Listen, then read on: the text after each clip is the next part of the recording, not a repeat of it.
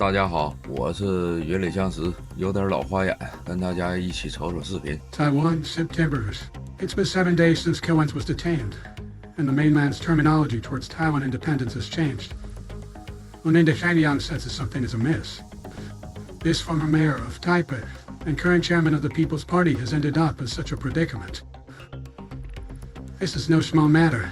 Moreover, former legislator Go's Enyam seems to have picked up on an unusual vibe. On September 5, once prominent political figure who was once in the limelight, now wears a yellow jumpsuit and handcuffs. Nevertheless, Killens is not the type to easily give up. On September 9, this move surprised many.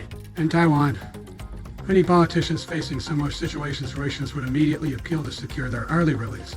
However, Killens chose to defy convention. What does this mean? Some say that Killens is playing a big game.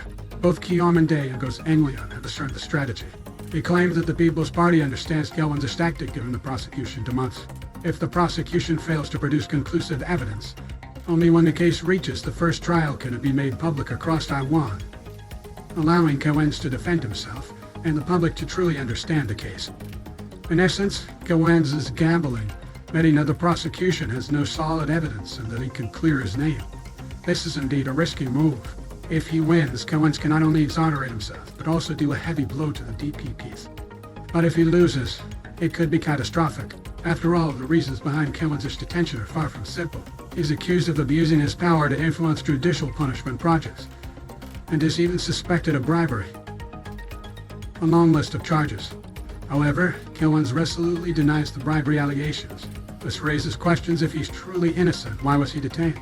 Could it really be, as some suggest, a political persecution? Speaking of political persecution, we cannot help but mention the current leader of Taiwan, Lai Ching-te.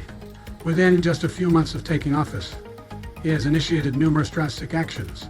On one hand, he has been vocally promoting his ambitions, even drawing rebukes from former Taiwan leader Ma Ying-jeou. On the other hand, he has been fostering inter-party strife and green terror on the island, relentlessly pursuing his enemy.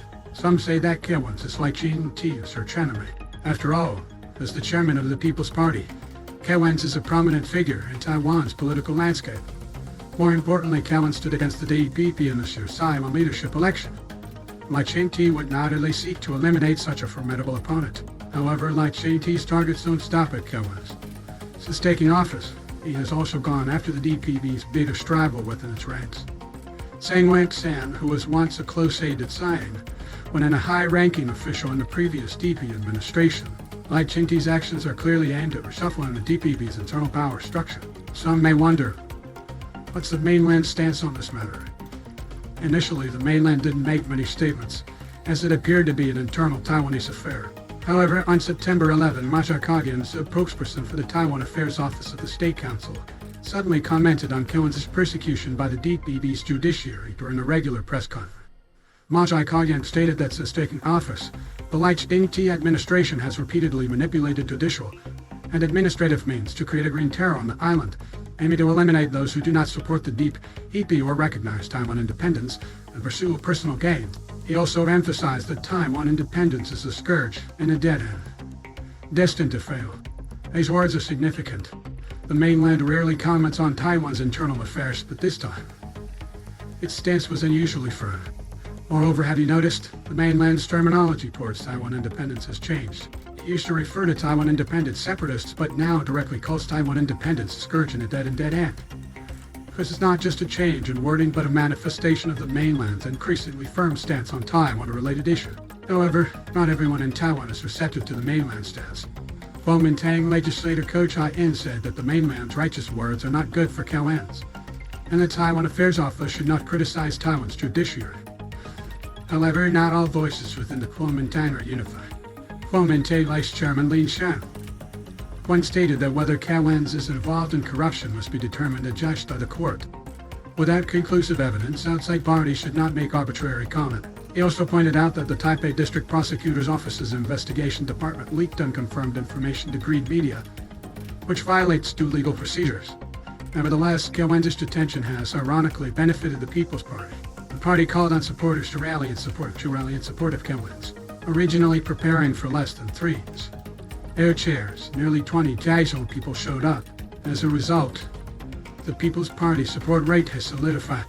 However, the DPP is facing a tough time. Although they detain Commons, the judiciary has yet to obtain conclusive evidence of his alleged bribery. Which poses a dilemma. They cannot convict Commons quickly, and public opinion is starting to turn against Lai Ching-te. The DP support rate has taken a significant hit. From a broader perspective, Lai Ching-te's actions since taking office have only served to muddy the waters within Taiwan, and this path led to a good outcome. Ultimately, the Commons case is just a microcosm of Taiwan's complex political landscape. Commons wants to clear his name. Lai Ching-te wants to consolidate his power. The People's Party wants to expand its influence. The Kuomintang wants to seize the opportunity to counterattack, and the mainland is reiterating its stand. In this war without guns, who will emerge victorious? Will it be Lai wins? Lai Ching-te, or will the ordinary Taiwanese people ultimately suffer the most?